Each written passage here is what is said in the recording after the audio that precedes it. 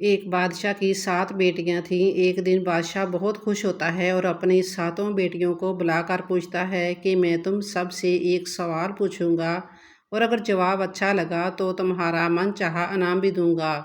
سب ایک قطار میں کھڑی ہو جاؤ اور ایک ایک کر کے بتاؤ کہ تم کس کا دیا کھاتی ہو، کس کا دیا پہنتی ہو۔ 7 میں سے 6 بیٹیوں نے کہا، ابا حضور آپ کا دیا کھاتی ہیں اور آپ کا دیا ہی پہنتی ہیں، آپ ہی کی وجہ سے ہماری یہ شان و شوکت ہے۔ یہ سن کر بادشاہ بہت خوش ہوا اور سب کو اس کی من پسند چیز دے دی۔ جب سب سے چھوٹی بیٹی کی باری آئی تو اس نے کہا کہ میں اللہ کا دیا کھاتی ہوں اور اپنی قسمت کا پہنتی ہوں اور یہ میرا نصیب ہے۔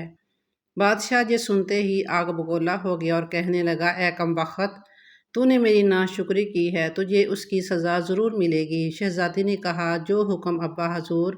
بادشاہ نے سپاہیوں کو حکم دیا کہ جاؤ اسے جنگل میں چھوڑ آؤ، میں بھی دیکھوں کہ یہ میرے بغیر کیسے اللہ کا دیا کھاتی ہے اور اپنے نصیب کا پہنتی ہے۔ شہزادی سے تمام زیورات واپس لے لیے گئے اور خستہ حال کپڑوں میں بغیر کسی ساز و سامان کے بادشاہ کے حکم کے مطابق جنگل میں تنہا چھوڑ دیا گیا۔ لیکن شہزادی بہت پرسکون اور مطمئن تھے اور اللہ پر بھروسہ تھا کہ جو اس نے رزق اور عیش و عشرت میرے نصیب لکھی ہے وہ مجھے ضرور ملے گی۔ سب سپاہی شہزادی کو چھوڑ کر واپس چلے گئے۔ شہزادی جنگل کو دیکھنے لگی، چاروں طرف درخت ہی درخت تھے اور دوپہر سے شام ہونے والی تھی کہ شہزادی نے سوچا کیوں نہ کچھ لکڑیاں جمع کر لوں تاکہ رات کو آگ جلاؤں، پھر کوئی جنگلی جانور پاس نہیں آئے گا اور رات بھی گزر جائے گی۔ شہزادی جنگل میں لکڑیاں ڈھونڈنے چل پڑی۔ اس کی نظر ایک جھونپڑی پر پڑی جہاں باہر ایک بکری بندھی ہوئی تھی اور اندر سے کھانسنے کی آواز آ رہی تھی۔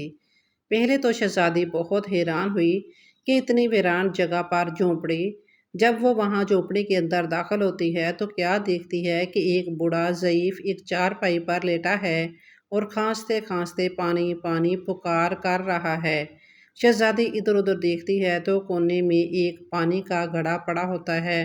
وہ گلاس میں پانی بھر کر بوڑھے ضعیف کو پلاتی ہے اور جھونپڑی کی صاف صفائی کرتی ہے۔ اتنے میں بوڑھا ضعیف شہزادی سے پوچھتا ہے کہ بیٹی تم کون ہو اور اتنے بڑے جنگل میں تم اکیلی کیا کر رہی ہو؟ تب شہزادی اسے بتاتی ہے کہ وہ جہاں تک کیسے پہنچی۔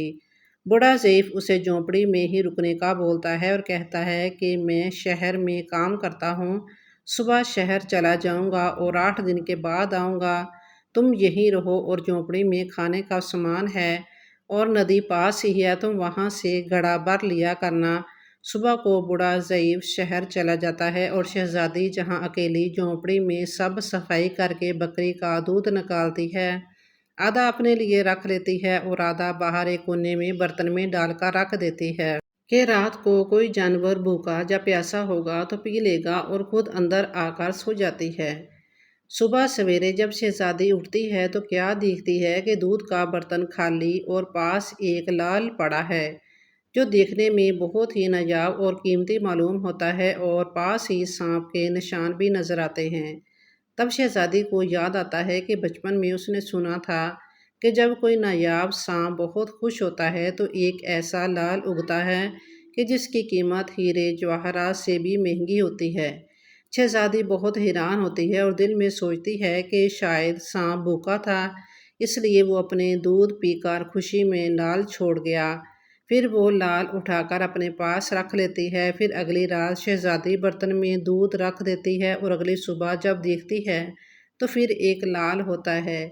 ایسے ہی کرتے کرتے 7 دن گزر جاتے ہیں اور شہزادی کے پاس 7 لال جمع ہو جاتے ہیں اور اس دن بوڑھا ضعیف بھی آ جاتا ہے۔ تب شہزادی اسے لال دکھاتی ہے اور سارا واقعہ بتاتی ہے اور بوڑھے ضعیف کو 3 لال دیتی ہے اور کہتی ہے کہ شہر جا کر یہ لال بیچ دو اور آتے وقت اپنے ساتھ محل بنانے والے مزدور لے کر آنا۔ باقی 4 لال شہزادی اپنے گلے میں مالا کے طور پر پہن لیتی ہے اور کچھ ہی مہینوں میں جنگل میں ایک عالی شان محل تیار ہو جاتا ہے جس میں بوڑھا ضعیف اور شہزادی رہنے لگتے ہیں۔ ایسا خوبصورت محل جس میں ہر آرائش نوکر چاکر دنیا کی تمام نعمتیں موجود ہوتی ہیں۔ شہزادی جنگل میں لکڑی کی فیکٹری لگا دیتی ہیں جس میں غریب کام کرتے ہیں اور ان کی روٹی بھی چلتی رہتی ہے۔ دیکھتے ہی دیکھتے جنگل شہر نما بن جاتا ہے۔ اور دور دور تک دھوم مچ جاتی ہے کہ شہزادی بہت رحم دل ہیں۔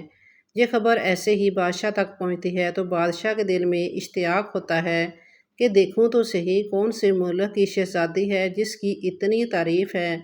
بادشاہ سپاہیوں کے ہاتھ پیغام بھیجتا ہے شہزادی سے ملنے۔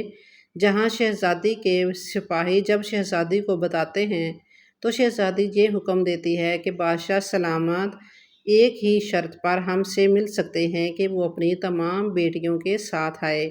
سپاہی جا کر بادشاہ کو پیغام دے دیتے ہیں۔ ایک دن بادشاہ اپنی تمام بیٹیوں کے ساتھ شہزادی کے محل جاتا ہے۔